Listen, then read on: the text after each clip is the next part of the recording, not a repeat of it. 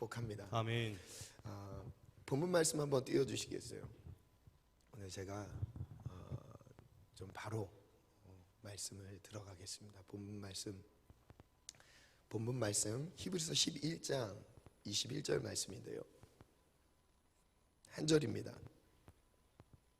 히브리서는 찾으면서 들으시기 바랍니다. 히브리서는 믿음의 장입니다. 히브리서 11장은 믿음이 주제고요. 그 믿음이라는 주제로 구약부터 시작되는, 창세기부터 시작되는 하나님의 사람 믿음의 행적들을 낱낱이 기록하고 있습니다.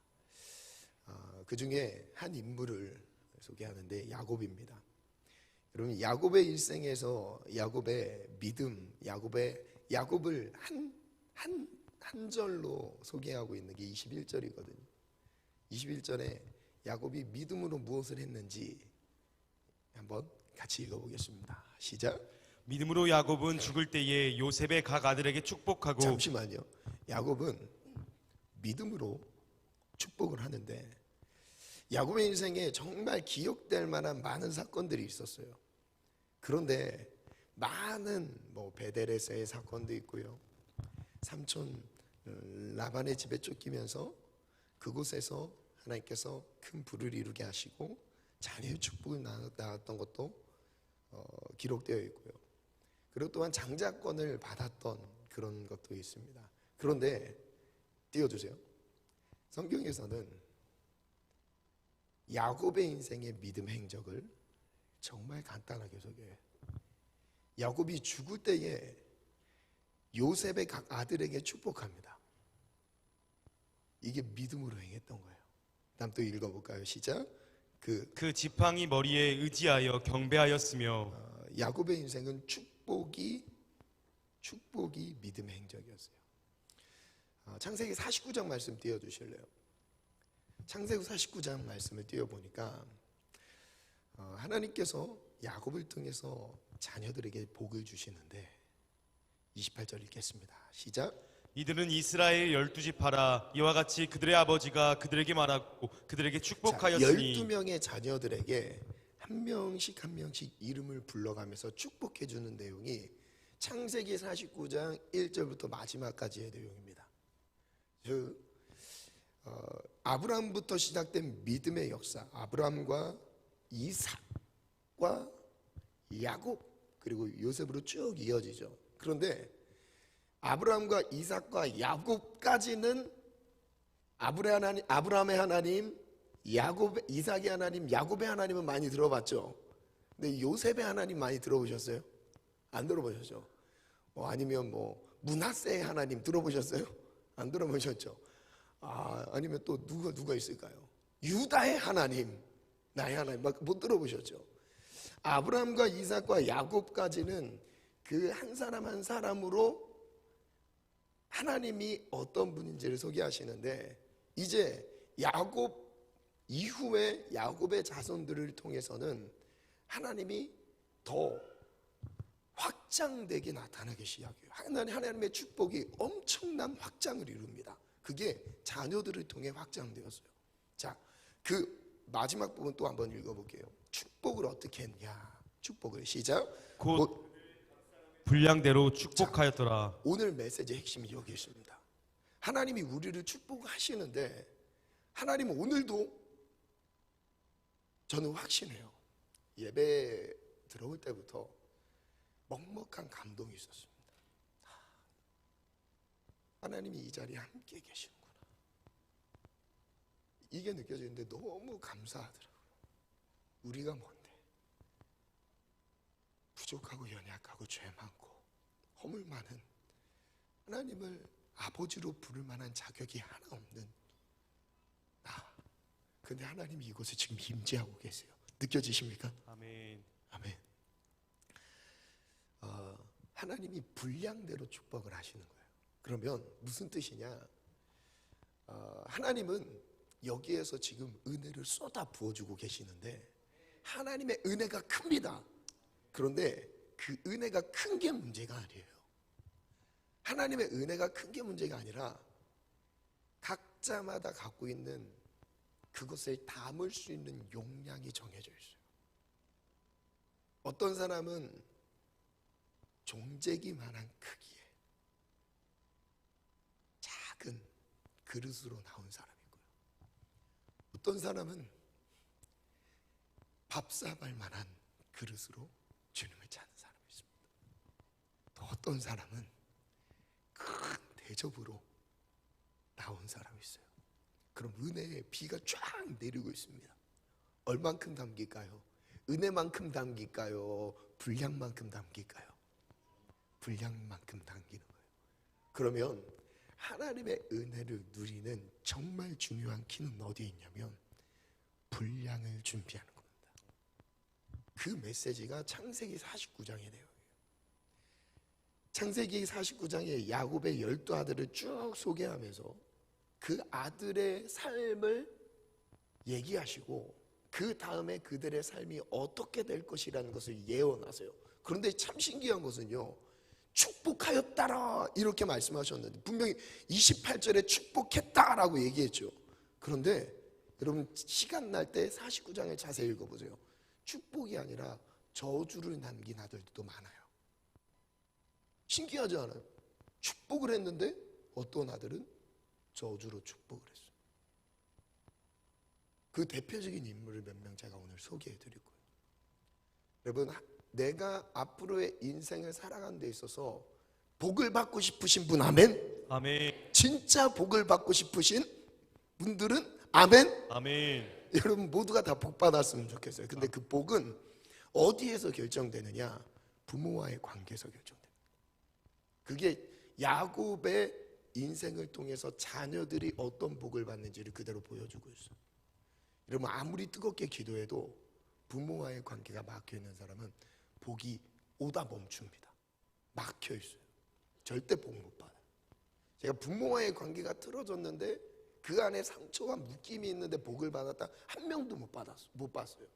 여러분 하나님 안에서 부모님과의 관계가 형통하기를 축복해요. 아멘. 그게 어렸을 때 내가 어떤 부당한 상처, 부당한 상황 가운데 상처를 받았더라도 그게 중요한 게 아니라 그랬죠. 내가 무슨 큰 사랑을 받는 게 내 복을 결정하는 게 아니라고 지난주에 말씀드렸습니다.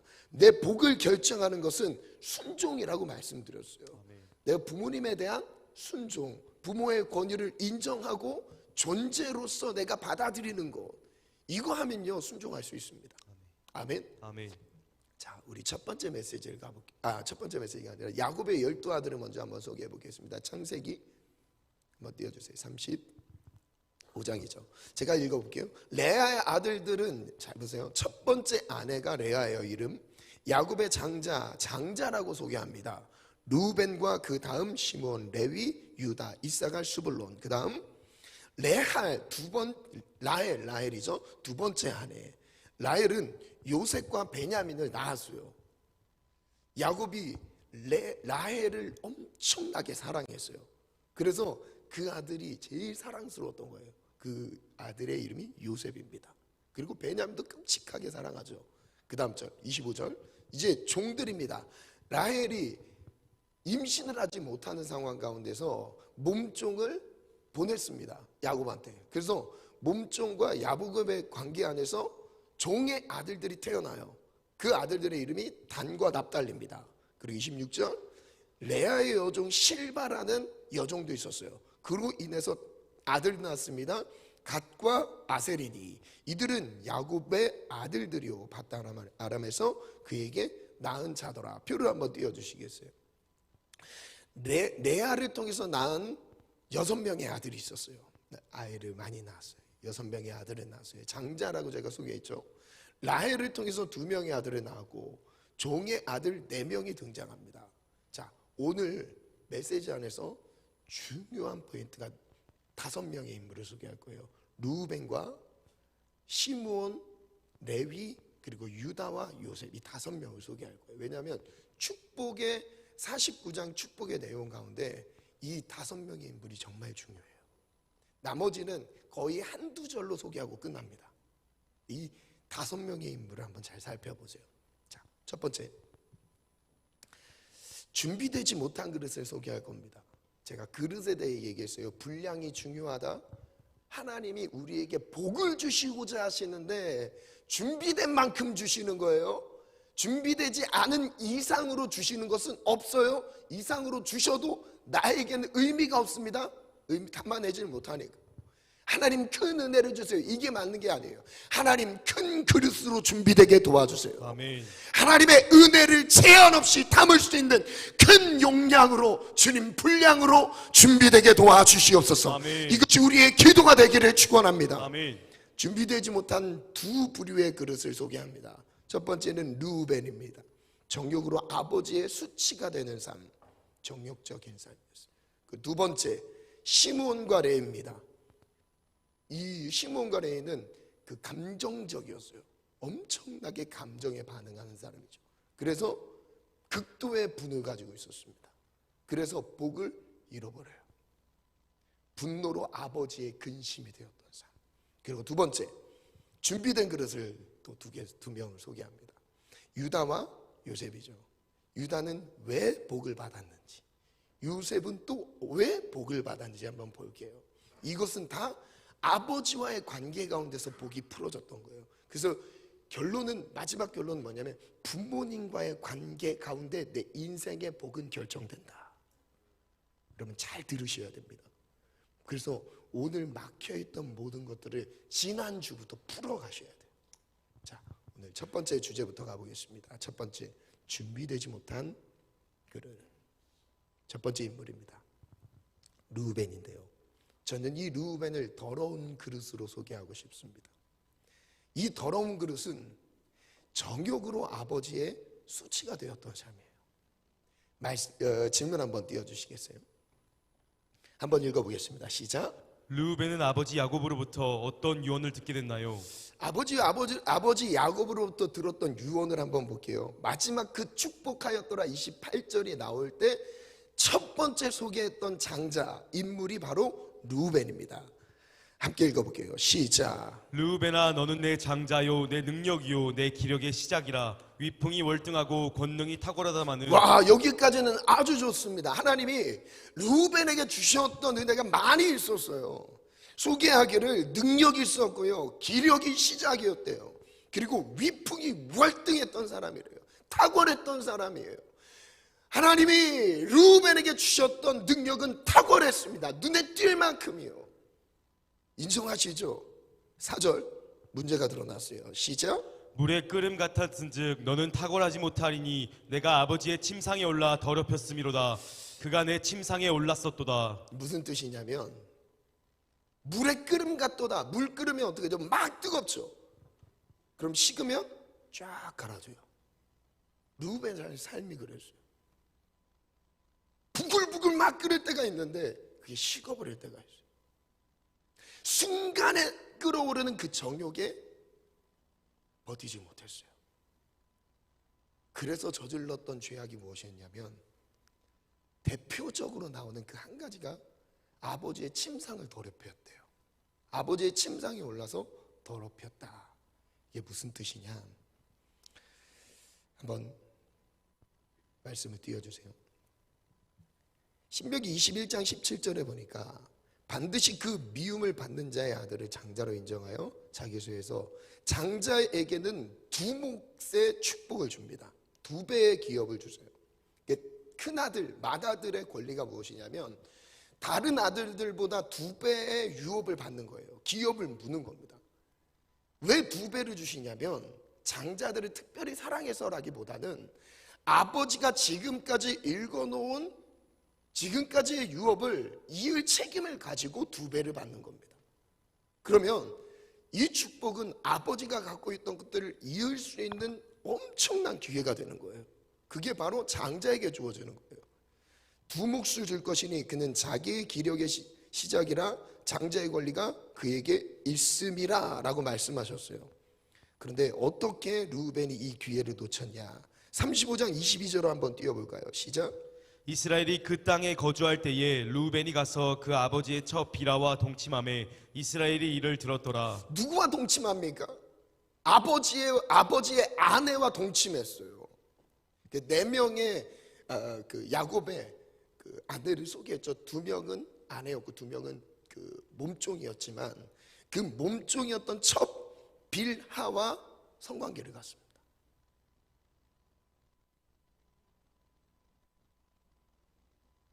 어떻게 됐을까요? 이 소식을 이스라엘이 들었어요. 아버지의 아내와 성관계를 갖는다는 것이 이 당시 어떤 문제가 되느냐, 질문 띄워주세요. 성적인 부분에서 정말 조심하셔야 됩니다. 이 청년의 때에 성적인 이 문란한 문화 가운데서 구별되셔야 돼요. 아멘. 정말 구별되셔야 됩니다. 아내 아버지와의 성관계를 가진 것이 어떤 문제인가? 레위기 18장 8절에 보면 너는 내 아버지의 아내의 하체를 범하지 말라. 이는 내 아버지의 하체니라. 그러니까 아버지의 하체를 범한 거예요. 또 무슨 뜻이냐면 이거는 레위기 18장 1절부터 나오는 내용은 가증한 일 그리고 문란한 행동들이 무엇인지를 소개하는데 다 성관계를 놓고 소개를 하고 있어요.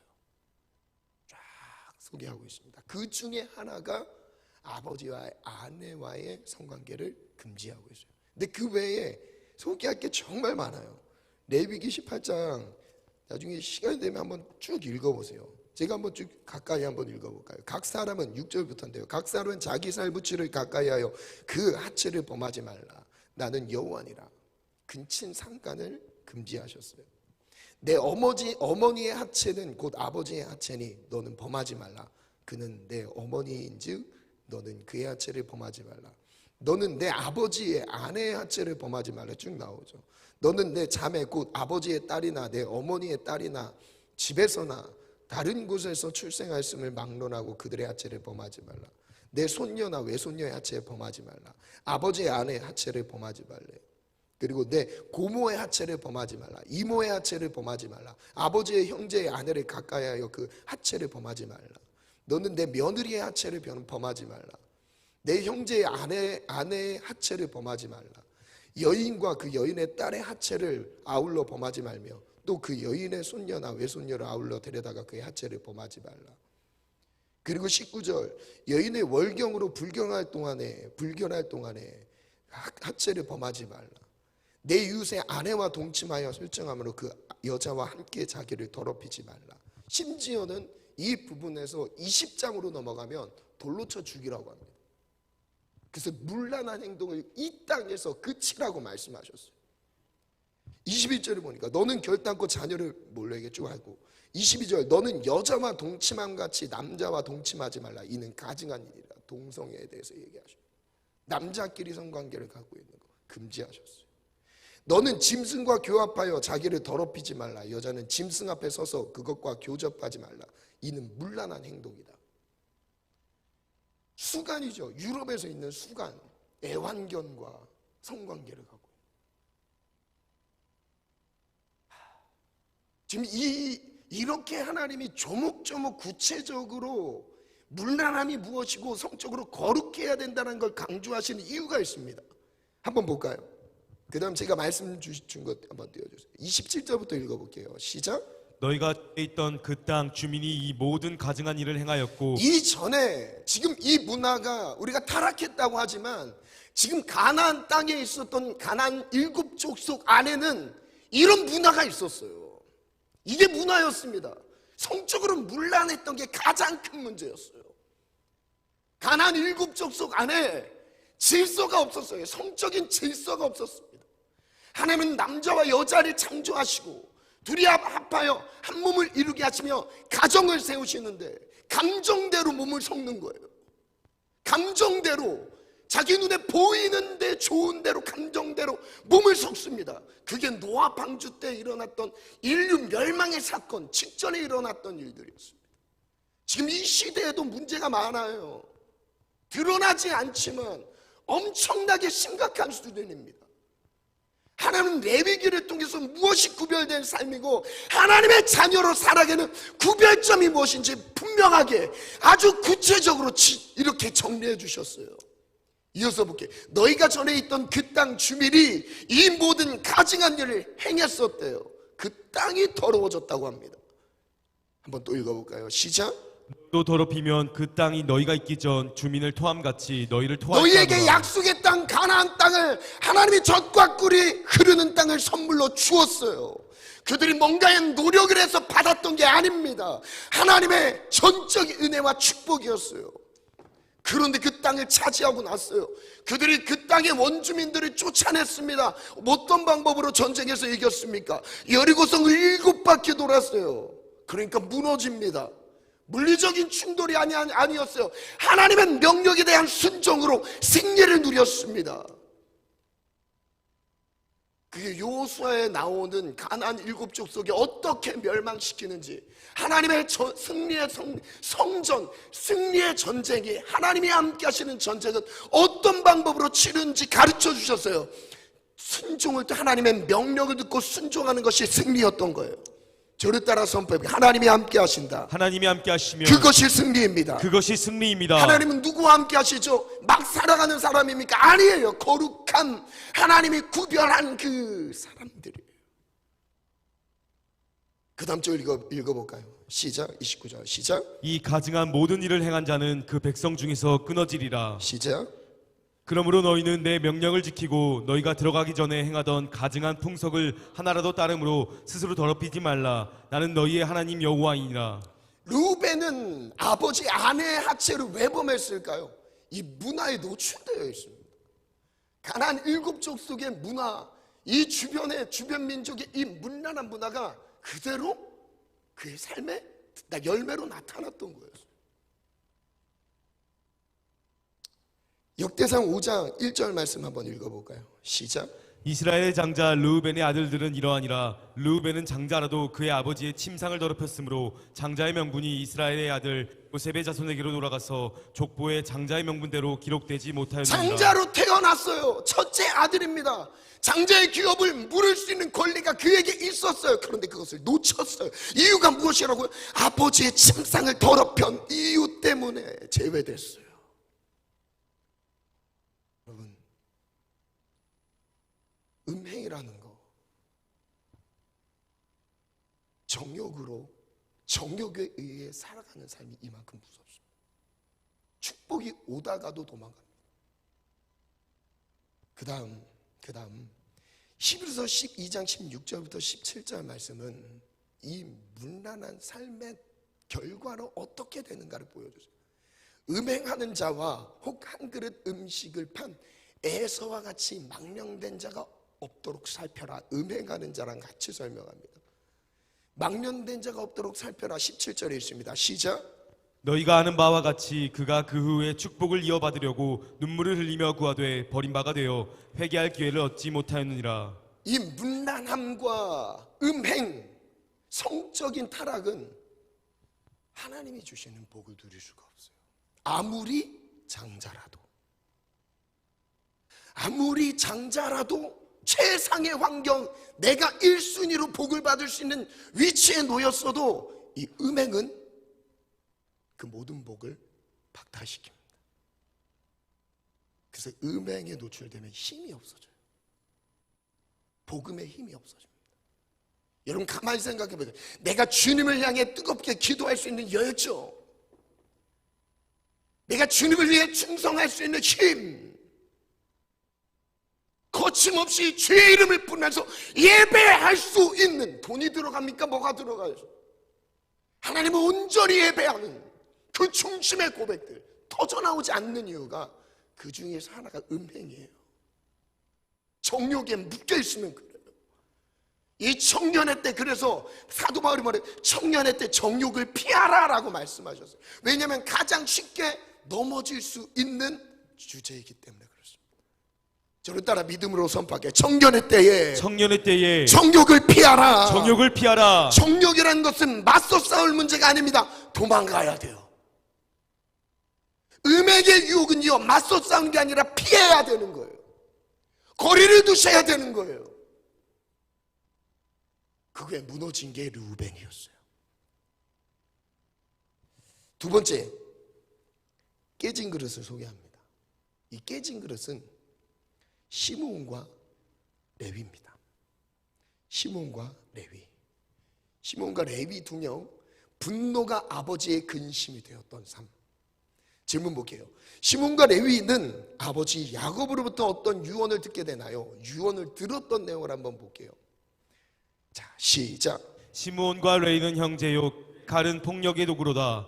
내 호나 그들의 모의에 상관하지 말지어다. 내 영광아 그들의 집회에 참여하지 말지어다. 그들이 그들의 분노대로 사람을 죽이고 그들의 혈기대로 소의 발목 힘줄을 끊었으니라. 잠시만요. 두 가지를 소개합니다. 그들은 분노대로 사람을 죽였다. 혈기, 끓어오르는 혈기대로 소의 발목을 힘줄을 끊었다. 7절. 그 노여움이 혹독하니 저주를 받을 것이요 분기가 맹렬하니 저주를 받을 것이라. 이게 축복으로 느껴지십니까? 마지막 유언입니다. 지금 죽음을 앞두고 있어요. 아버지가, 야곱 아버지가, 아버지 야곱이 죽음을 앞두고 자녀에게 축복하는 내용이 이거예요. 시몬과 레위. 내가 그들을 야곱 중에서 나누며 이스라엘 중에서 흩으리라. 혈기 내고 분노를 일으킨 사람은 흩어집니다. 모이지가 않아요.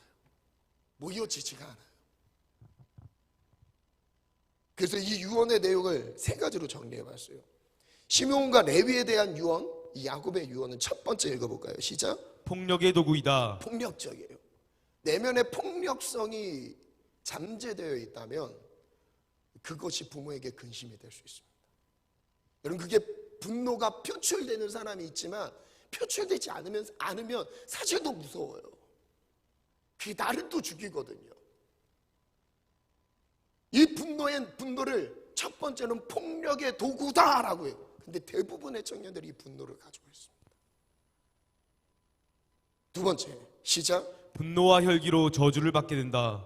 세 번째, 이스라엘 중에서 흩으실 것이다. 축복의 내용처럼 들립니까? 저주의 내용처럼 들리십니까? 왜 이렇게 말씀하신지 아세요? 그 다음 말씀을 볼 건데요. 말씀하신 이유가 있어요. 이게 아버지의 근심이 되어서 그래요. 그 다음 질문 볼게요. 시몬과 레위는 어떤 상황에서 분노와 혈기를 쏟아냈는가? 말씀 안에서 한번 찾아볼게요. 사건의 경위를 시간이 없는 관계로 쫙 요약을 했습니다. 여러분 알아보기 쉽게 그냥 다 말씀을 읽으면 이해하기에 좀 시간이 걸리니까. 첫 번째 사건 경위를, 첫 번째 야곱의 딸 디나 세겜 족속에게 강간을 당했던 사건이 있었어요. 이 디나라는 이 딸, 야곱의 딸 디나가 누구냐면 시몬과 레위의 여동생입니다. 성폭행을 당했어요.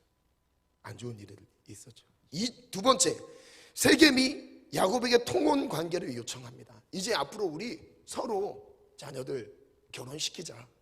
우리 그런 결혼 관계를 할 수 있는 가까운 관계가 되자. 우리 자녀, 우리 아들 너네 주고, 너네 아들 우리에게 보내주고 서로 통혼 관계를 요청했던 거예요. 그때 세 번째, 야곱의 아들들은 통혼 조건을 요구합니다. 그럼 통혼 그래 싫지만 만약에 너네가 이 조건을 갖춘다면 우리 하겠다. 우린 하나님의 사람들이다. 성민이다. 그 증거로, 표징으로 남자의 성기에 표피를 자르는 포경수술이죠. 지금 할례를 행해야 된다. 그 조건을 내걸었어요. 세겜에 속한 모든 남자들이 할례를 받아라. 그때 네 번째, 세겜이 요구한 것을 수용합니다. 세겜이 그 요구를, 야곱의 아들들의 요구를 수용했어요. 그리고 성은 모든 남자들이 할례를 실제 행했습니다. 다섯 번째부터 중요해요.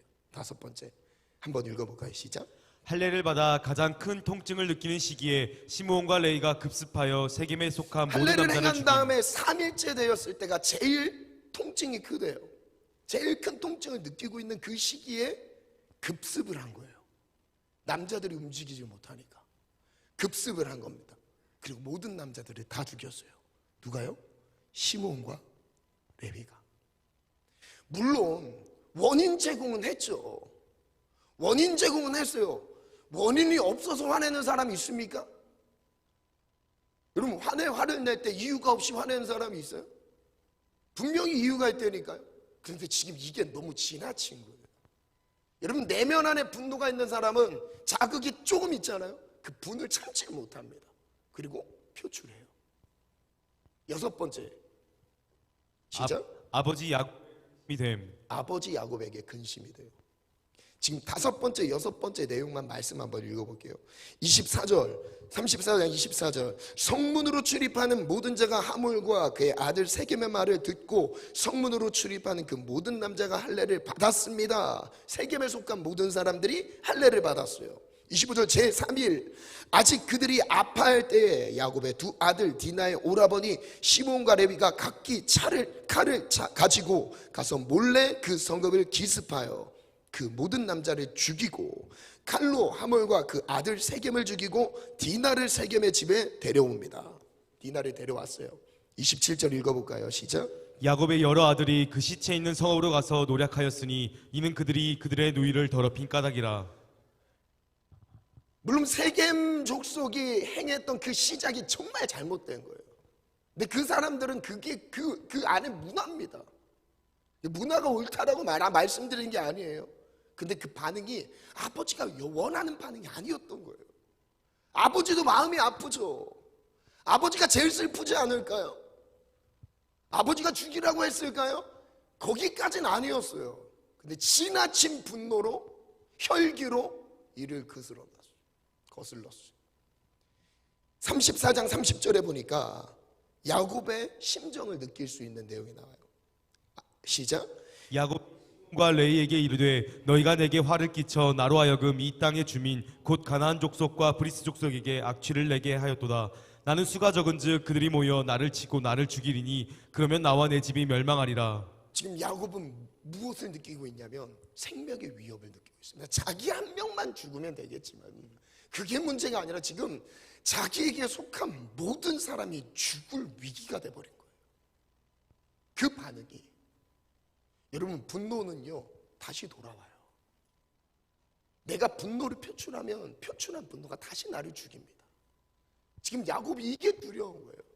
지금 가나안 7족속 그 가나안 땅에는 정말 많은 힘을 가지고 있는, 세력을 가지고 있는 족속들이 있는데 이 소식을 들으면 우리 가정은 어찌 되냐, 나와 나의 자녀들 속해 있는 이 죽음을 앞두고 있는 상황이 두려운 겁니다. 근심이 되어버렸어요. 지나친 분노와 혈기는 수습할 수 없는 위기를 만들게 됩니다. 엄청난 사륙전이 일어났어요. 야곱은 딸 디나를 더럽힌 것보다 더 큰 근심과 어려움을 느끼게 됩니다. 야곱의 딸이 지금 자기 딸이 더럽혀진 것도 열받는데 속상한데 이것보다 더 큰 근심을 만드는 게 시몬과 레위의 행동이었어요. 여러분 안에 분노 없으십니까? 억울하게 꾹꾹 누르고 있는 그 분노 없으세요? 아니면 기회만 되면 표출되는 그 분노 없으세요? 그것이 아버지의 근심이 된대요. 자, 그럼 준비된 그릇을 볼게요. 지금까지는 부정적인 부분에서 우리가 준비가 되지 않으면 안 된다라는 것을 말씀드렸고, 그럼 준비된 그릇을 보겠습니다. 첫 번째, 회복된 그릇 유다를 볼게요. 이 유다는요 아버지의 생명을 사랑했습니다. 아버지의 생명을 사랑했던 사람이에요. 자, 유다는 극적인 반전을 이룬 인물입니다. 저주에서 축복으로 옮긴 모델입니다. 유다가 어떤 인물인지 볼게요. 유다는 첫 번째는 요셉을 팔아넘긴 유다예요. 37장 26절에 요셉이 애굽으로 팔아넘기게 되는 결정적인 시작이 유다의 입에 있었어요. 한번 읽어볼까요? 시작. 유다가 자기 형제에게 이르되 우리가 우리 동생을 죽이고 그의 피를 덮어둔들 무엇이 유익할까? 자, 그를 이스마엘 사람들에게 팔고 그에게 우리 손을 대지 말자. 그는 우리의 동생이요 우리의 혈육이니라 하매 그의 형제들이 청종하였더라. 그때 미디안 사람 상인들이 지나가고 있는지라 형들이 요셉을 구덩이에서 끌어올리고 은 20에 그를 이스마엘 사람들에게 팔매 그 상인들이 요셉을 데리고 애굽으로 갔더라. 물론 요셉이 형들에 의해서 죽임을 당하는 것을 막기는 했습니다. 그런데 요셉의 편을 들어준 건 아니고 그냥 거기까지는 양심에 찔렸던 거예요. 그래서 죽이진 않았지만 애굽에 팔아넘겼어요. 20을 받고 그 역할을 앞장서서 유다가 합니다.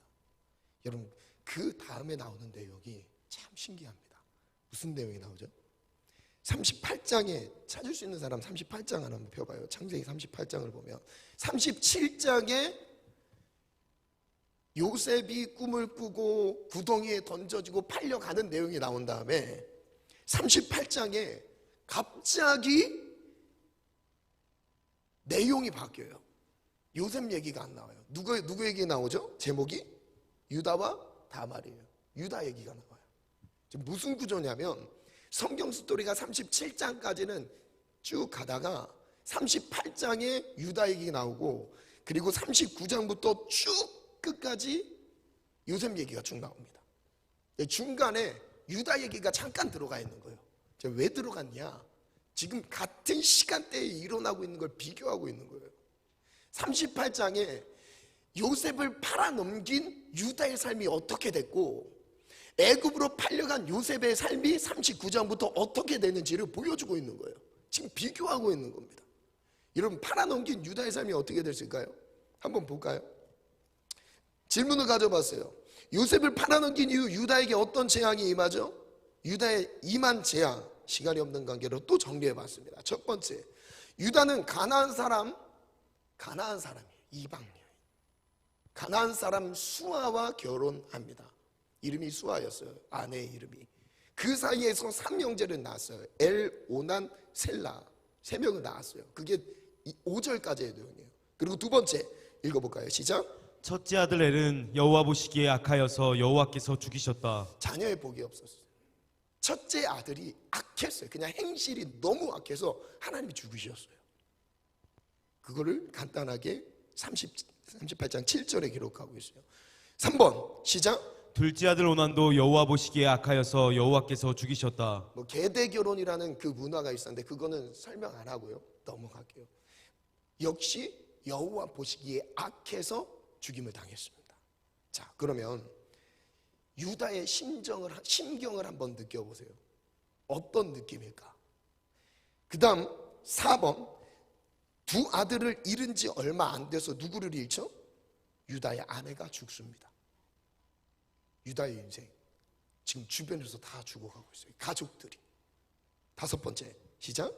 유다는 창녀와 성관계를 갖는 지금 이 유다는 다말이 누구냐면 자기 며느리예요. 근데 이 며느리가 창녀처럼 위장을 합니다. 위장을 하고 이 시아버지와 성관계를 갖습니다. 어떻게 되냐?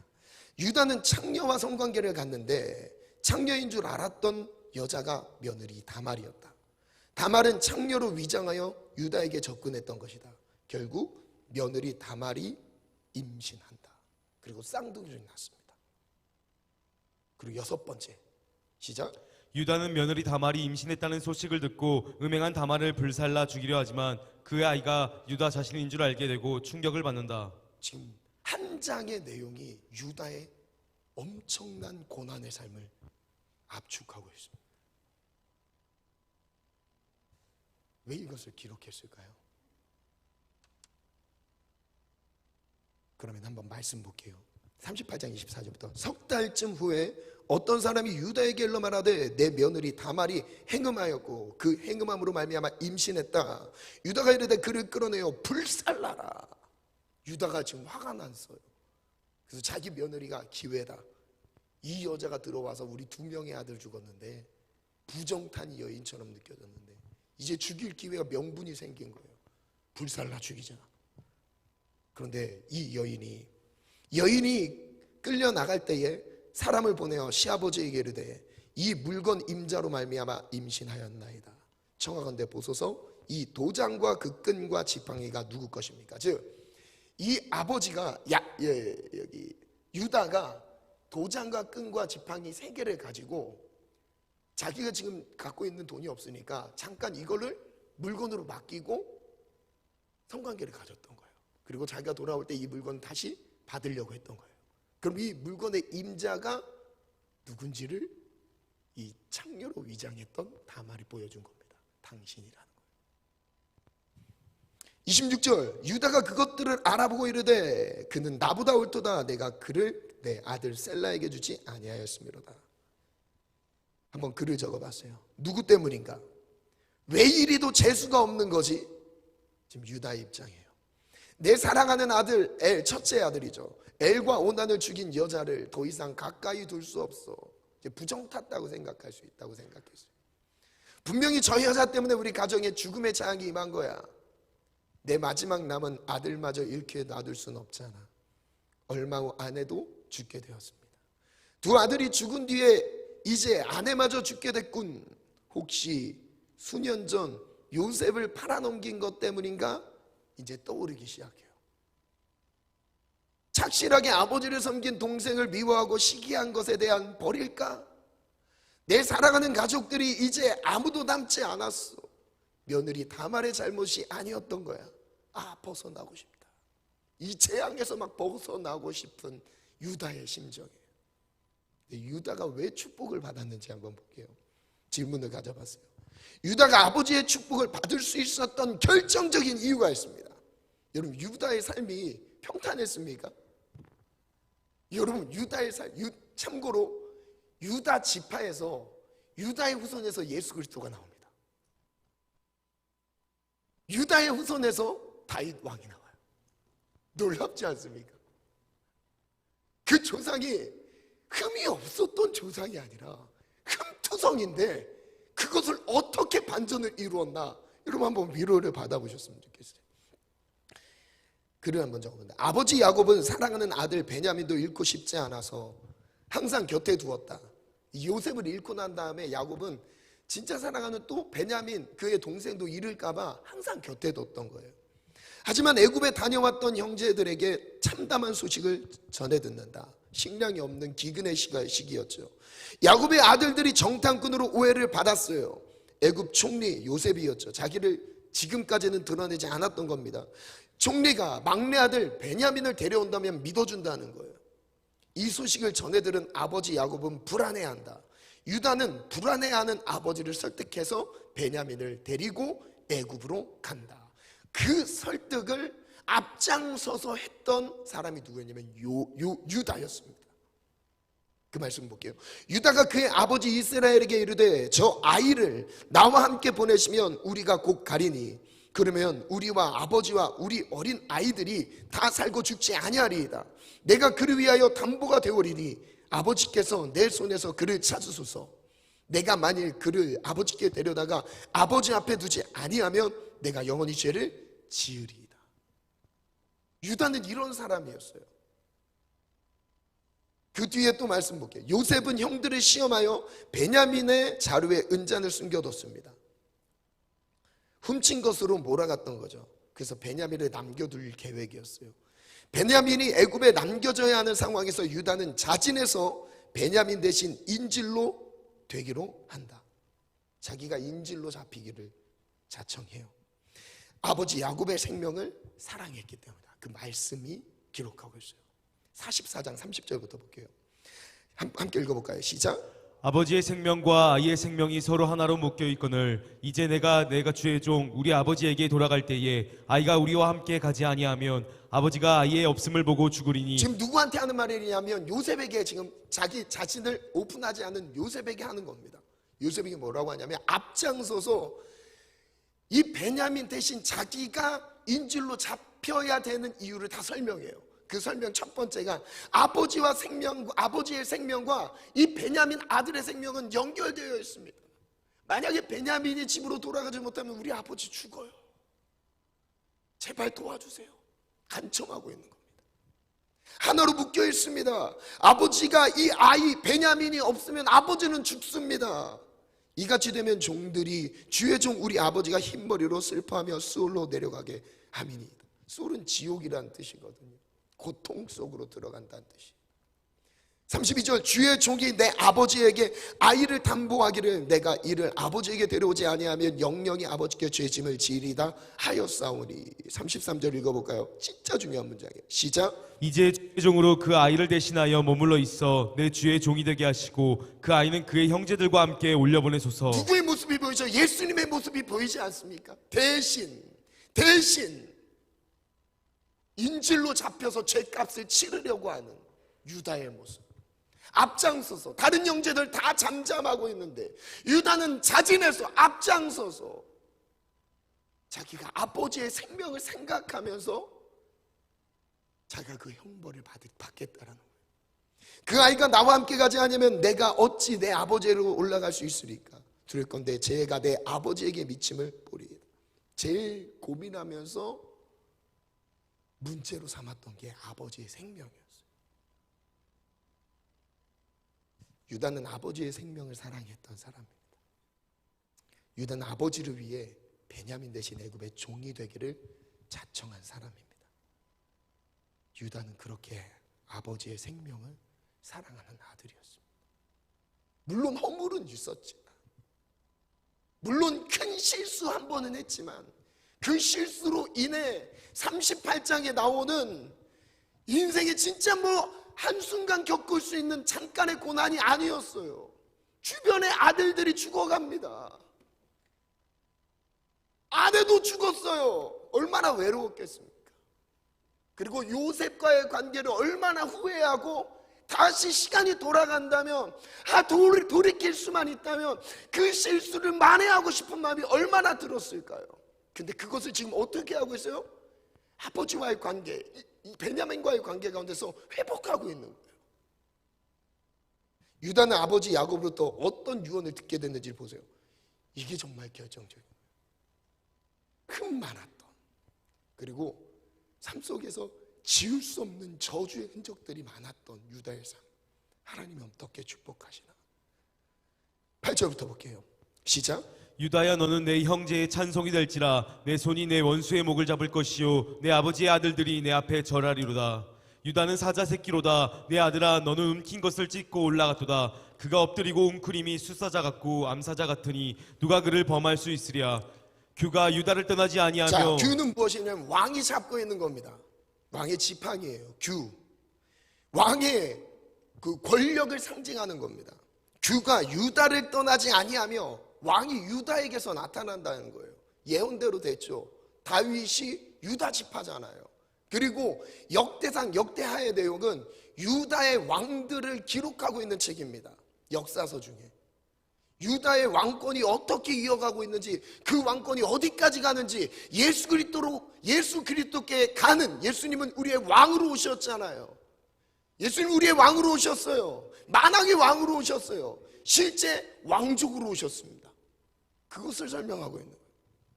규가 유다를 떠나지 아니하며 통치자의 지팡이가 그 발 사이에 떠나지 아니하기를 실로가 오시기까지 이르리니. 실로 설명 더 많이. 그에게 모든 백성이 복종하리로다. 그의 나귀를 포도나무에 매며 그의 암나귀 새끼를 아름다운 포도나무에 맬 것이며 또 그 옷을 포도주에 빨며 그 복장을 포도즙에 빨리로다. 그의 눈은 포도주로 인해 붉겠고 그의 이는 우유로 말미암아 희리로다. 유다의 축복받은 내용을 정리해봤어요. 5가지. 첫 번째, 형제의 찬송이 될지라. 형제들이 유다를 높인대요. 유다는 성향이 앞장서서 책임지는 역할을 가만 보면 다 했어요. 그래서 그 리더십을 하나님이 주셨던 것 같아요. 요셉을 살리면서 팔아 넘기는 것은 잘못된 판단이었지만 그것도 앞장서서 막았어요. 그리고 아버지의 생명을 지키는 것도 앞장서서 막았어요. 그리고 베냐민을 애굽으로 데려가서 식량을 받아오는 것도 앞장서서 말했어요. 유다는 그런 사람이었어요. 그래서 2번째, 원수의 목을 잡을 것이라. 승리를 의미하죠. 3번째, 형제들이 절하리라. 형제들 그들에게 굴복할 거예요. 유다 지파에게, 유다의 후손들에게 굴복할 거래요. 은혜의 증거로도 그 60만 대군이 가나안 땅에서 이제 정착을 하잖아요. 그런데 가나안 땅 정착할 때 민수기에 보면 2번의 인구 조사를 합니다. 앞부분에 하고요, 거의 끝부분에 약속의 땅에 들어가기 직전에요. 가장 많은 인원수가 바로 유다 지파예요. 7만 이상의 병력을 갖춘 가장 큰 군대로 성장합니다. 그게 유다 지파예요. 4번째, 시작. 왕의 규 다스림과 통치자의 라. 5번째, 포도 열매의 풍성함을 누리리라. 저는 이 유다의 삶을 보면서 위로와 소망을 느끼셨으면 좋겠어요. 여러분, 지금 잘못 판단해서 넘어졌을 수도 있어요. 그러나 끝이 아닙니다. 끝이 아니에요. 어떻게 바뀔 수 있어요? 아버지의 생명을 사랑하면 하나님 그걸 그대로 내 삶에 이루어 주신대요. 그리고 마지막 두 번째, 풍성한 그릇 요셉입니다. 아버지의 유업을 책임지는 사람. 요셉이 장자의 명분을 갖게 된 결정적인 이유는 무엇일까요? 창세기 37장, 요셉 너는 장자다 라고 얘기하셨던 첫 번째 가장 중요한 이유가 여기 있어요. 함께 읽어볼까요? 시작. 야곱의 족보는 이러하니라. 요셉이 17세의 소년으로서 그의 형들과 함께 양을 칠 때에 그의 아버지의 아내들 비라와 실바의 아들들과 더불어 함께 있었더니 그가 그들의 잘못을 아버지에게 말하더라. 이 부분이 요셉이 장자가 되는 정말 결정적인 이유를 설명하는 겁니다. 요셉이 지금 뭐하고 있죠? 17세의 소년으로서 형들과 양을 치고 있습니다. 아직 다 성장하지 않은 나이예요. 막내 아들로서 양을 치고 있어요. 그때 누구와 함께 있다고 성경은 말하죠? 아버지의 아내들, 누구죠? 빌하와 실바의 아들들과 더불어 함께 있었다. 즉 종의 아들들과 함께 하고 있어요. 여러분, 종의 아들들은 자기에게 유업이 올 거를 기대하고 있습니까? 별로 기대 안 해요. 종의 아들인데요. 그러니까 이미 시작부터 진짜 부인의 아들들과 자기들이 받고 있는 사랑과 갭을 느끼고 있는 거예요. 그러면 아버지가 시킨 일이 자기 일처럼 느껴질까요? 농땡이 피고 있고 양치로 보냈는데 놀고 있고 일을 안 하고 있는 거예요. 내 일이 아닌 거예요. 그래서 이 상황을 요셉은 아버지에게 다 얘기하는 사람이에요. 그가 그들의 잘못을 아버지에게 말하더라. 자, 한번 볼게요. 잘못을 이라는 이 부분을 히브리어로 라라고 발음하는데 나쁜, 악한, 해로운 행동들을 의미합니다. 이 기본 어근은 무슨 뜻이냐? 산산조각으로 상하게 한다라는 뜻이에요. 도덕적으로 나쁜 행동, 상징적으로는 쓸모없게 하는 거예요. 즉 아버지의 이 양을 치는 일에 있어서 막대한 손실을 가져오는 행동들을 하고 있는 거예요. 그래서 정리를 해봤어요. 몸종들의 아들들은 아버지 이삭의 유업에 아버지 야곱이죠. 야곱의 유업에 관심이 없습니다. 오히려 나쁜 행실로 아버지의 유업을 상하게 하고 손해를 입혔던 것입니다. 그 가운데서 주인의식을 가지고 아버지의 일을 나의 일처럼 아버지처럼 감당하고 있던 사람이 누구였냐면 바로 요셉이었던 거예요. 여러분, 장자는 누구냐면 바로 순서대로, 낳은 순서대로 장자를 다니는 게 바로 이 마음을 갖고 있는 게 장자인 거예요. 여러분, 하나님 아버지의 나라의 일이 나의 일이 되길 원합니다. 하나님 아버지께서 품고 계신 꿈이 나의 꿈이 되기를 원합니다. 이게 비전인 거예요. 하나님 나에 향한 계획은 그냥 내가 주체가 되어서 꿈을 꾸는 게 아닌 거예요. 내가 잘하는 걸 하는 게 아닙니다. 무엇이죠? 하나님이 원하시는 걸, 하나님이 이를 통해서 무엇을 하실지를 기대하며 도전하는 겁니다. 여러분, 이런 하나님의 장자들이 되기를 축원합니다. 그래서 어떤 축복을 받았는지 볼게요. 49장 22절부터 볼게요. 시작. 요셉은 무성한 가지 곧 샘의 곁에 무성한 가지라 그 가지가 담을 넘었도다. 활 쏘는 자가 그를 학대하며 적개심을 가지고 그를 쏘았으나 요셉의 활은 도리어 굳세며 그의 팔은 힘이 있으니 이는 야곱의 전능자 이스라엘의 반석인 목자의 손을 힘입음이라. 내 아버지의 하나님께로 말미암나니 그가 너를 도우실 것이요 전능자로 말미암나니 그가 내게 복을 주실 것이라. 위로 하늘의 복과 아래로 깊은 샘의 복과 젖먹이는 복과 태의 복이 있으리로다. 내 아버지의 축복이 내 선조의 축복보다 나아서 영원한 산이 한없음 같이 이 축복이 요셉의 머리로 돌아오며 그 형제 중 뛰어난 자의 정수리로 돌아오리로다. 요셉이 받은 축복의 내용을 보면 부정적인 내용이 하나도 안 나옵니다. 진짜 내용이 긴 내용으로 다른 형제들 한 줄, 요셉이만 유다의 내용이만큼. 역대상 5장 1절에서 2절 말씀 보니까 이스라엘 장자 르우벤의 아들들은 이러하니라. 르우벤은 장자라도 그의 아버지의 침상을 더럽혔으므로 장자의 명분이 이스라엘의 아들 요셉에게로 돌아가서 족보에 장자의 명분대로 기록되지 못하였느니라. 2절, 유다는 형제보다 뛰어나고 주권자가 유다에게서 났으나 장자의 명분은 누구에게요? 요셉에게 있느니라. 요셉에게 있느니라. 여러분, 이 요셉에게 주셨던 장자의 명분이 우리 여러분 모두에게 임하기를 축복해요. 아멘. 그것은 바로 요셉과 같이 하나님 아버지의 일이 나의 일이 되는 삶인 겁니다. 마지막 정리 글을 기록해 봤습니다. 장자의 축복을 받는 사람. 요셉은, 반주 준비해 주세요. 나의 하나님 반주할게요. 요셉은 17세의 청소년 나이에 주로 양치는 곳에서 시간을 보냈습니다. 요셉과 함께 있었던 형들은 몸종 비라와 실바의 아들들이었습니다. 그들은 불성실했고 행실이 아주 나빴습니다. 요셉은 이런 형들의 악행을 아버지에게 모두 말했습니다.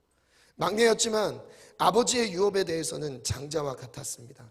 다른 형제들은 아버지의 유업에 아무런 관심이 없었습니다. 장자는 아버지의 소유에 대한 욕심, 많이 차지하려는 욕심이 아닙니다. 유업을 이어가고자 하는 주인의식을 가진 자녀입니다. 주인의식을 가진 자녀라는 것. 아버지의 수고와 헌신을 가볍게 여기지 않는 자녀에게 장자의 명분을 허락하십니다. 하나님 아버지께서 이 땅에 구원 역사를 이루시는데 자기가 하고 있었던 모든 것에 집중력을 보여주셨어요. 그게 어떻게 집중하셨어요? 자기 품 안에 있었던 독생자 예수 그리스도를 품에서 꺼내셨어요. 그리고 나를 위해, 우리를 위해 처절하게 죽이셨습니다. 버리셨어요. 그 희생의 가치를, 하나님 아버지의 일이란 영혼을 섬긴다는 것, 그 희생의 가치를 담고 있습니다. 아버지께서 어떤 마음으로 온 땅을 섬기셨는지, 하나님 아버지께서 온 인류를 어떻게 섬기셨는지 그것을 갖고 있는 거예요. 그럼 장자라는 건 무엇이죠? 이 하나님 아버지의 마음을 가지고 그 마음으로 섬기는 거예요. 그 하나님 아버지의 마음으로 영혼을 돌보는 겁니다. 이것이 요셉에게 있었던 겁니다. 이 마음이 우리 가운데 임하기를 원합니다. 아멘. 장자는 두 가지 형태로 나타납니다. 먼저는 가정 안에서 부모님과의 관계에서 내려오는 유업이며, 다음으로는 하나님 아버지의 관계 안에서 누리게 되는 하늘의 신령한 유업입니다. 부모님께 효도하는 자, 영적 아버지 하나님의 일을 온전히 순종하며 따르는 자가 되어 장자의 명분을 얻기를 축복합니다. 이 장자의 명분은 두 가지 루트로 와요. 가정 안에서 부모님을 섬기는 그 마음, 부모님이 지금까지 읽어놓았던 가정에 대한 믿음의 가치가 될 수도 있겠죠. 그리고 또한 믿음이 없는 가정 안에서는 자녀에 대한 가정에 대한 수고일 수도 있어요. 그것도 무시할 수가 없는 거예요. 귀한 겁니다. 지난주에 나눴던 아버지, 부모, 어머니 존재 자체로 우리가 공경해야 되는 것처럼, 지금은 부모님께서 읽어놓으신 수많은 어려운 환경 가운데서도 이겨나가고 버티며 여기까지 왔던 노고를 우리가 기억하는 거예요. 수많은 인생의 시간들, 우리가 여기까지 살아도 힘든데 힘든 것들 많잖아요. 수많은 세월을 더 앞장서서 걸어가셨던 부모님의 수고가, 여러분 그거 어떻게 무시할 수 있습니까? 그것을 기억하는 거예요. 그리고 그를 이어받고 우리도 이겨나가는 거예요. 치열하지만, 어렵지만, 힘겹지만 그래도 이겨나가는 거예요. 장자의 명분이 바로 이것입니다. 여러분, 하나님 아버지의 일이 나의 일이 되기를 원해요. 뒷짐지고 뒤로 빠지는 게 아닙니다. 하나님 아버지께서 품고 계신 그 마음을 하나님 나에게 부어주셨어요. 교회를 섬기고 영혼을 섬긴 일에 하나님 우리를 사용하여 주시옵소서. 혈통적으로는 루벤이 장자였고 득출난 제늑으로는 유다를 따를 형제들도 없었습니다. 그러나 장자는 요셉에게로 돌아갑니다. 장자는 아버지의 유업을 이어야 할 책임과 함께 주어지는 특권입니다. 특권. 야곱의 12명의 아들 중에서 아버지의 유업을 이을 장자로 요셉이 선발되었습니다. 그래서 히브리서 11장 21절에 오늘 본문 말씀이 그래서 나오는 거예요. 야곱의 인생에 믿음의 행동, 12명의 아들을 축복한 게 아니라 요셉의 각 아들을 축복했다. 믿음으로 야곱은 죽을 때에 요셉의 각 아들에게 축복하고 그 지팡이 머리에 의지하여 경배하였으며, 여러분, 요셉이 받았던 그 축복이 우리가 이 청년의 때에 하나님 앞에서 믿음의 분량을 키우는 도전이 되기를 원합니다. 잠깐 있다 사라지는 유혹거리에 넘어지지 맙시다. 잠깐 있다 사라지는 정욕에 놀아나지 맙시다. 정욕을 이기고 거절하고 분노를 다스릴 줄 아는 사람들, 여러분, 깨진 그릇은 쓰임을 받지 못해요. 하나님, 우리 안에 누적되어 있던, 억누르고 있던 분노들이 사라지게 도와주시옵소서. 하나님, 우리의 분노의 내용이 하나님 의분이 되게 하셔서 하나님의 나라를 위한 사탄의 세력을 향한 분노가 되게 도와주시옵소서. 그래서 오늘 본문 28절 믿음으로 함께 읽습니다. 시작. 이들은 이스라엘의 12지파라. 이와 같이 그들의 아버지가 그들에게 말하고 그들에게 축복하였으니 곧 그들 각 사람의 분량대로 축복하였다. 그 사람의 각 사람의 분량대로, 그들의 각 사람의 분량대로 축복하였더라. 준비된 그릇만큼, 지나온 삶의 내용만큼 복을 받는 거예요. 여러분, 로또 복권 당첨되듯이 어떤 일이 갑자기 생기는 게 아니에요. 삶이 복이 되는 거예요. 삶이 복이 되는 겁니다. 내 존재가 복이 되는 거예요. 지금 걸어오는 걸음걸음이 복의 길을 걸어가는 거예요.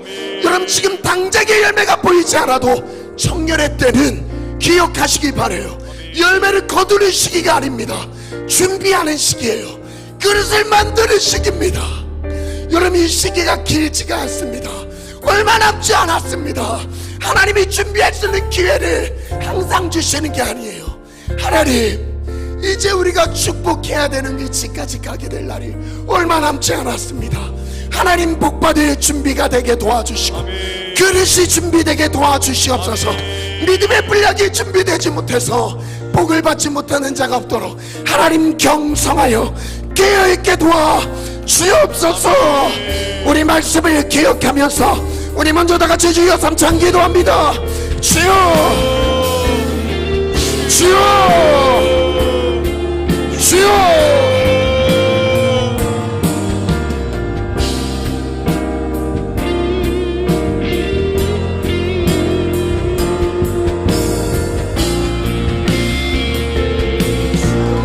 더러운 그릇, 깨진 그릇, 기회가 있어도, 복의 기회가 있어도 놓쳤던 루벤, 복의 기회가 있어도 놓쳤던 시몬과 레위, 하나님, 내가 될까 두렵습니다. 하나님, 내가 될까 두렵습니다. 하나님, 성욕에 빠지지 않게 하소서. 분노에 쓰러지지 않게 하소서.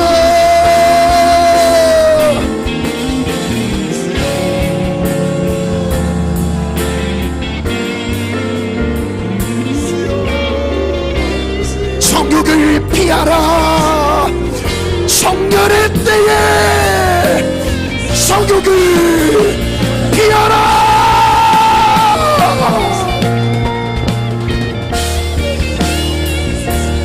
음행을 경계합시다. 깨어있으라.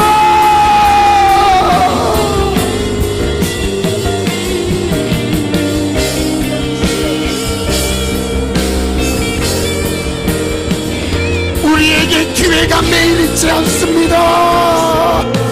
돌아설 수 있는 기회가 매일 있지 않습니다.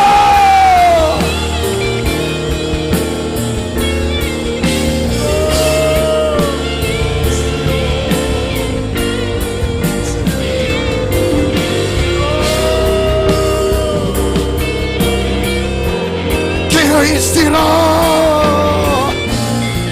정욕에 잠들지 말라.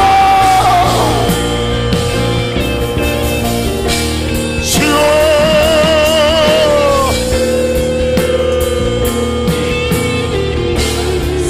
아버지의 생명을 사랑하라. 아버지의 유업을 소중히 여기라. 주여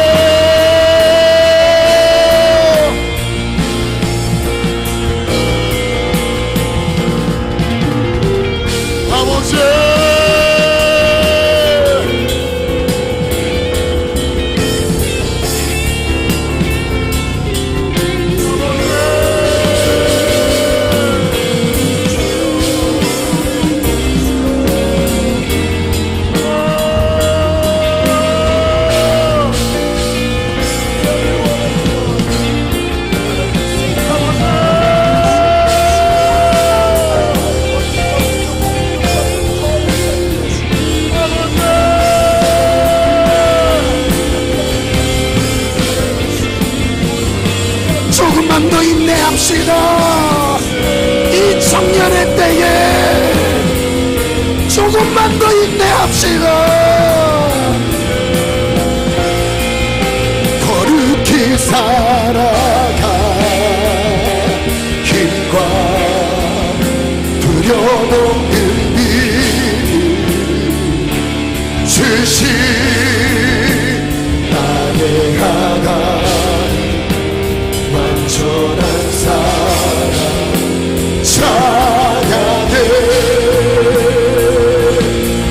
아멘. 주여 나의 삶 속에 임하시며 주님 밝힌 주만 보기 소망해.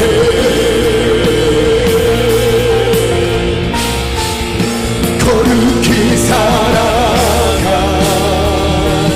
힘과 두려움 듯이 주신 나의 하나님 완전한 사랑 찬양해.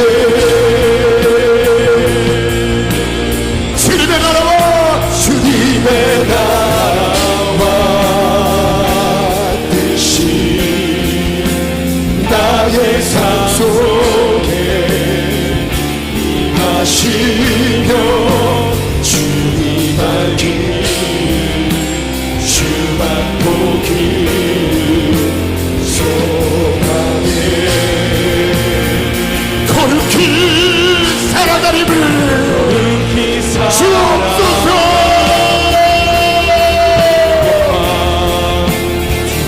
아버지 주신 나의 하나님 완전한 사랑 찬양해. 찬양하리 찬양하리 만군의 주 영원히 지하시네. 양하신 사랑의 왕 영원히 또 지하시네. 찬양하리 만군의 주 영원히 다 지하시네. 존귀하신 사랑의 왕 영원히 또 지하시는 말하고 주님의 나라와 뜻이 나의 삶 속에 임하시며 주님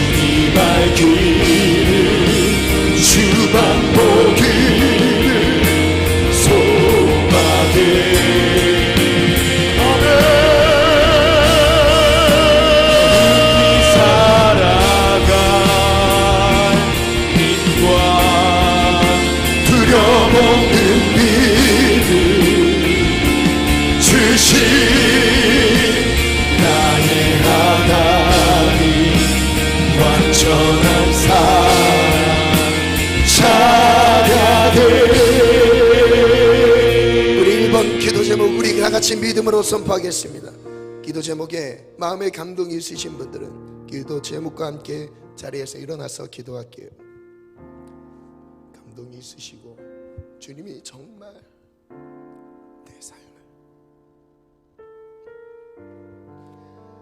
축복하길 바라시는 분입니다. 내가 잘 되기를 바라시는. 때로는 연약감이 있다 할지라도 나는 그곳에서 빨리 돌아서서 예수 붙잡고 승리하길 바라십니다. 우리 첫 번째 기도 제목 올려드립니다. 시작. 정욕에 빠져 더러운 그릇이 될까 두렵습니다.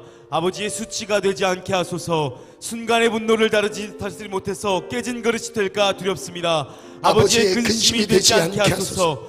정욕을 이길 힘을 주시고 분노를 다스릴 힘을 주소서. 이 기도 제목 하나님께 올려드릴 사람이 있다면 자리에서 일어나겠습니다. 정욕과 분노라는 이 감정, 그 안에서 하나님 오늘 우리에게 빨리 돌아서라 말씀하십니다. 돌아서라 말씀하십니다. 우리 첫 번째 기도 제목 가지고 하나님께 올려드리면서 하나님 더러운 그릇 되지 않게 하시고 깨진 그릇 되지 않게 하소서. 이 아버지와의 관계입니다. 하나님 이 관계를 오해하지 않게 하시고 하나님 이 관계가 풀리는 역사가 있게 도와주시옵소서. 이로 인하여 복이 막히지 않게 도와주옵소서. 하나님 살려주소서. 우리 다같이 두 손 높이 들고 주여 삼창 부르짖어 기도합니다. 주여 주여 주여.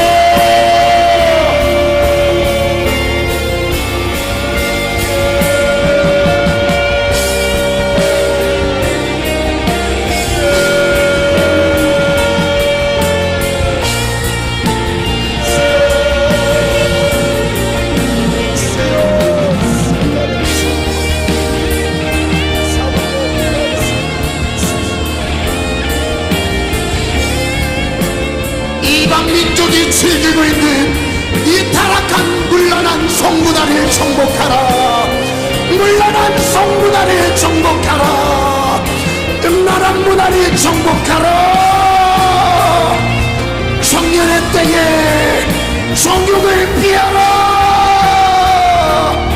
주여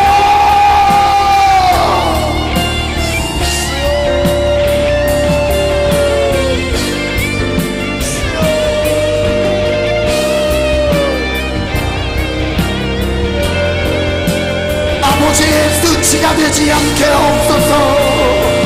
아버지의 수치가 되지 않게 없소서.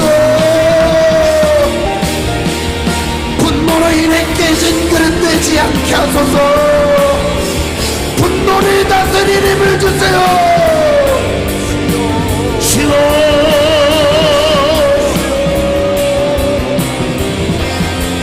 잠재되어 있는 모든 분노가 주 안에서 평안을 씌우다.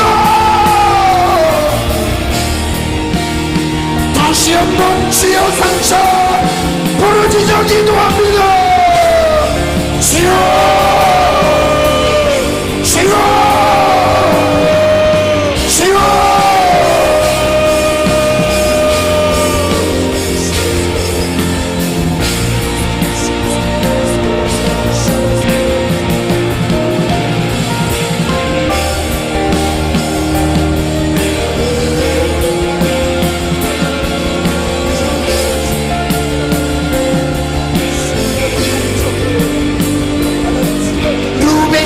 맙시다. 시므온과 레위가 되지 맙시다. 경계하라 경계하라. 지금 돌아서기 원합니다. 더러워진 그릇을 깨끗하게 씻습니다. 예수의 보혈로 깨끗하게 씻어주소서.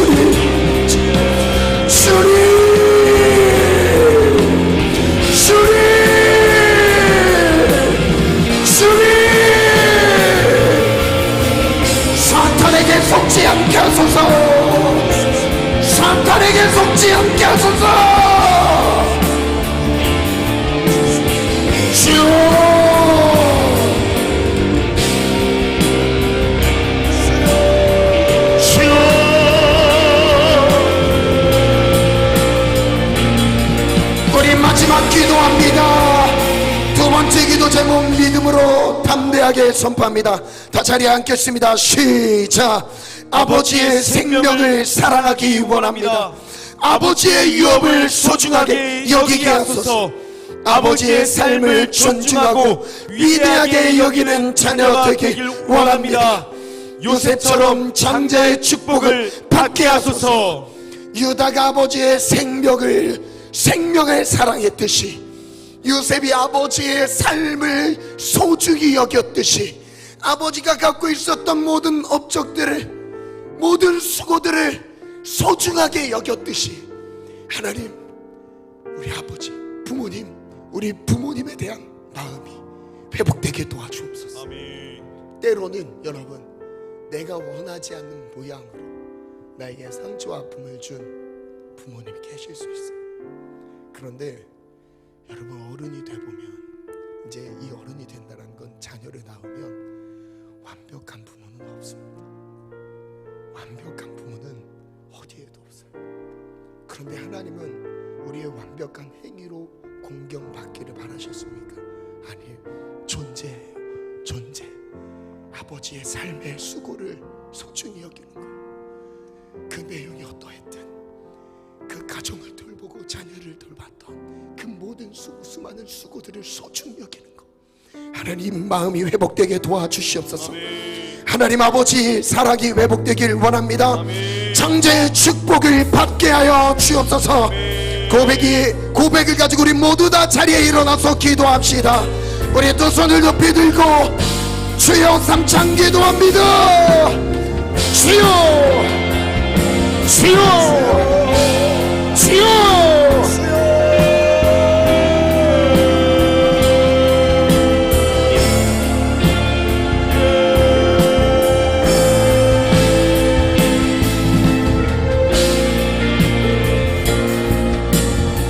아버지의 생명을 사랑하는 자, 아버지의 삶을 소중히 여기는 자, 지나왔던 아버지 인생을 소중히 여기는 자, 그가 장자라 축복의 유업을 받을지어다.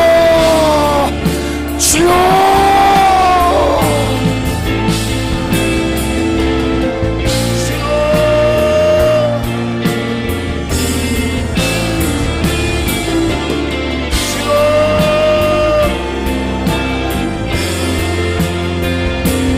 청년의 시절 지날 때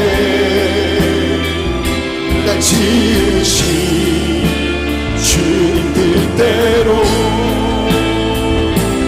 하나님 예배하는 삶, 복음을 전하는 삶, 그렇게 살기 기도합니다.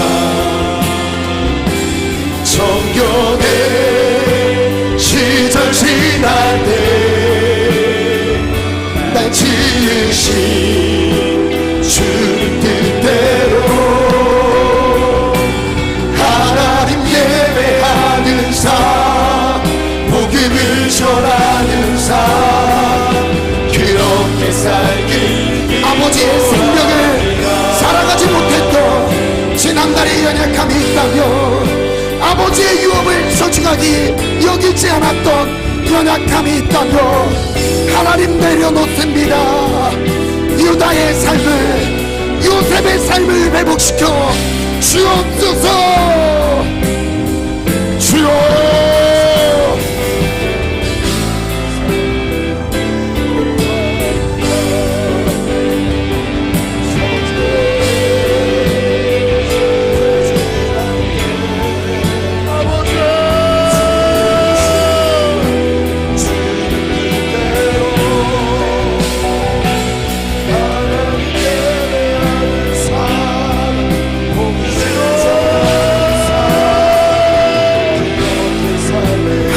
주시는 복을 누릴지어다. 요셉처럼 하나님이 물붓는 축복의 청년의 때가 되기를 축복합니다. 점점 넘으로 뻗어나가는 무성한 가지, 요셉의 활의 인생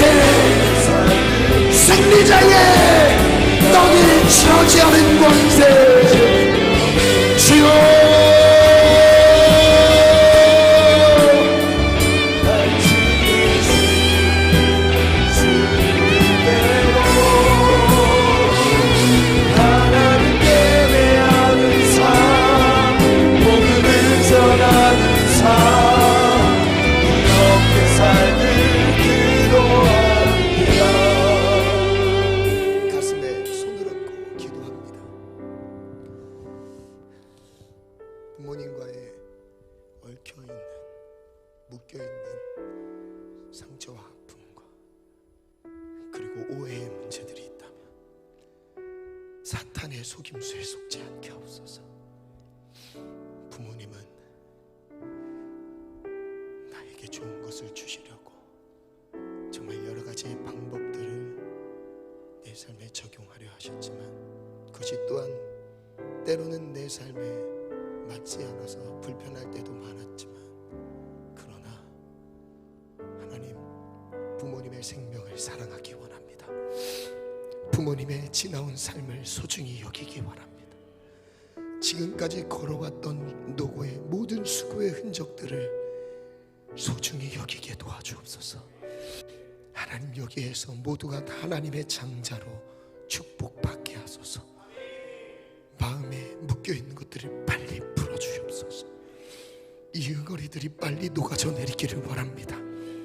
용서하지 못해서 묶여있는 것이 있다면 하나님, 이것이 분노로 나타나지 않게 하시고 정욕으로 나타나지 않게 하여 주옵소서. 평안할지어다, 승리할지어다. 모든 정욕은 예수 이름으로 사라질지어다. 분노는 다스릴지어다. 축복하며 예수님의 이름으로 기도합니다. 아멘.